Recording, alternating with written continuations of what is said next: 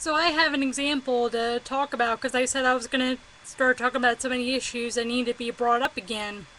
And one thing that I need to bring up is, especially because we have the debt ceiling coming down on us, and because we have all these other things going on, I know that I'm in a position, for example, where not only am I going to have to be prepared to move to Israel and to make Aliyah, if it should come to that. I would hope to get raptured first, and then, of course, if I don't get raptured, I would hope to make Aliyah. But I'm not going to be able to make Aliyah, and a lot of my family is not going to be able to make Aliyah if we don't deal with this issue that has been over our family's head for years. I talked about this before, and when I found out, I was pissed, but I needed to find out, and I needed to figure out why I felt the way I did about the Holocaust, because that's when my OCD kicked off when I started learning about the Holocaust, and it was right after 9/11.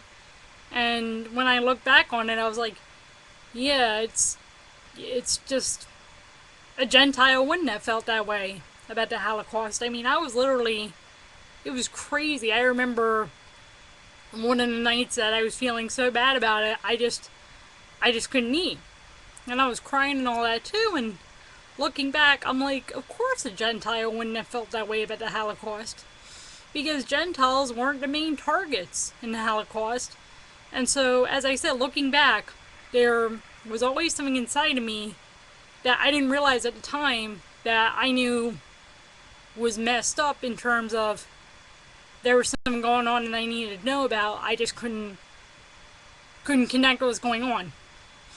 As I said, what I found out later is that my great grandma had been written some letters by some relatives who were back in Slovakia and Hungary, and they were about to get murdered because they were obviously Jewish, and we were considered Meshumadim, which means we converted out, we were considered apostate, and they were obviously on, so to speak, their last legs, and they reached out to even us, who they considered apostate, traitorous, and everything else under the sun. And excuse me, I'm sorry, Michelle. Let me record this, please. You do this all the time. I'm sorry. That was my sister being very rude, and so they had written to her, not my sister, but my great grandma. So they written to my great grandma, who was considered a Meshumada, asking for help, and she just stopped writing to them. And when I first saw the letter, I saw, oh, some relatives had written to her asking for money, and she stopped writing to them. Well, I never got a copy of those letters. And once I figured out that we're Jewish, and once I started doing some research and all that, I figured out what happened.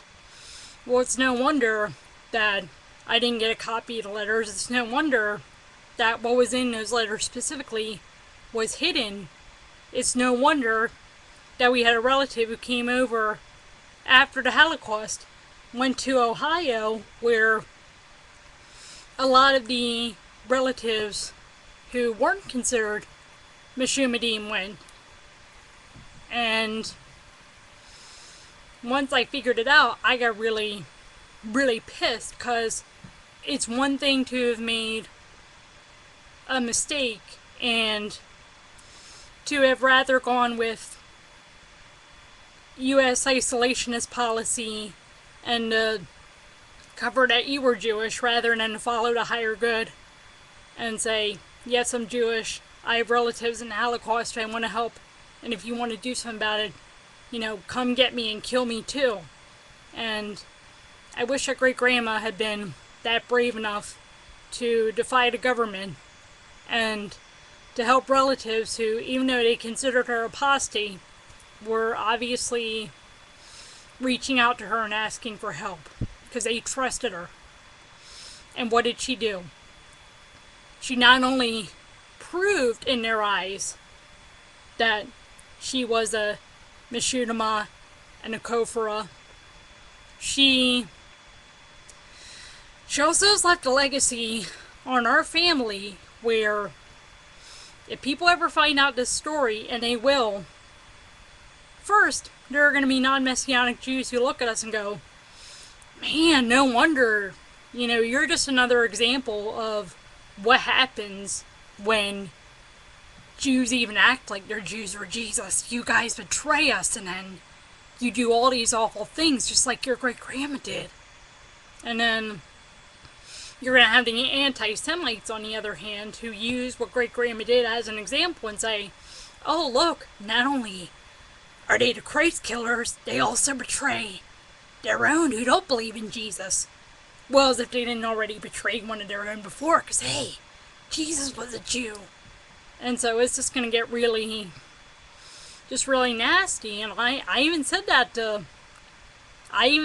my cousin who was getting all pissed at me. I was like, you just gave a lot of non-Messianic Jewish people who will look at us and who will look at our story down the road. And believe me, there will be someone besides our family who knows about this story, and they will look at us and say, damn, you Jews for Jesus really are traitors. No wonder we wouldn't want to believe in your Jesus. And then, of course, they said that there are going to be anti-Semites who will go, oh, look, not only do you betray Jesus, you also betray others of your own. So, it's not just what great-grandma did that has an impact on our family. It also has an impact on other families. It has an impact on how the gospel is preached. And I think that sometimes what we forget when we're so concerned with ourselves and with our families and with this, we don't even look at the bigger picture. And then when we have something that we, want to hide, but we may as well, say, okay, yeah, we did this and this and this. When we try to hide something and then try to deepen the hole that we're digging for it, it only becomes worse, and it has far more reaching impact in a negative way than it would have if we had just come out with it and said, alright, we did this, we messed up, did whatever you want to call it, and I can see why you believe the way that you believe and why you would look at us as examples of exactly the reason why you wouldn't want to believe, let alone the reason why you wouldn't even want to talk to those who believe, or at least act like they believe.